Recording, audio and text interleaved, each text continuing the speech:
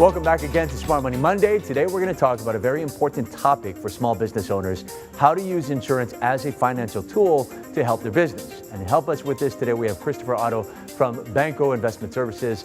Hey Chris, how are you? Hey, good to see you, Steve. All right, thanks for coming in. All right, so were you talking about basic kinds of business insurance like liability and property insurance?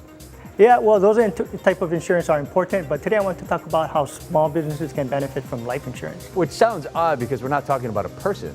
That's true, Steve. But when you think about businesses, they're really supported by the people behind the scenes. So the founders of the businesses, key employees, partners, and so on.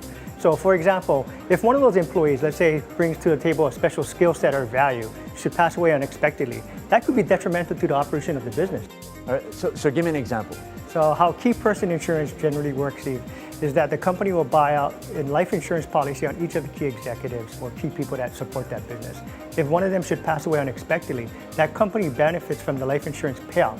They then in turn use that life insurance payout to either identify a new employee to replace that person or buy them more time to figure out strategically what they could be doing with those monies. Okay, so the company gets the life insurance money. The life insurance policy does get paid out to that company, and again, essentially buying them more time to use those funds to keep the operations of the business going until they find a replacement. That sounds smart. Okay, so what other ways can life insurance help a small business? Well, you know, in Hawaii, a lot of small businesses are founded by partners.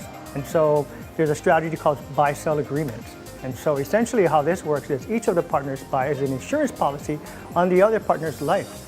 The reason for this is to protect the company as well as the partners, but also the heirs. So when someone passes away, the life insurance policy is then paid out to the surviving partner. So again, not to the family. Not to the family yet, but this is where the buy-sell agreement comes into play. The policy is paid to the surviving partner. The partner then in turn uses those monies, predetermined and agreed upon, to pay the heirs of the deceased partner's family. And that way buying out their share in the business. Yeah, lots to think about because obviously there are a lot of small business owners out there here in Hawaii. So Chris, thanks. Thanks for having me. Thank you. And thank you for watching Smart Money Monday.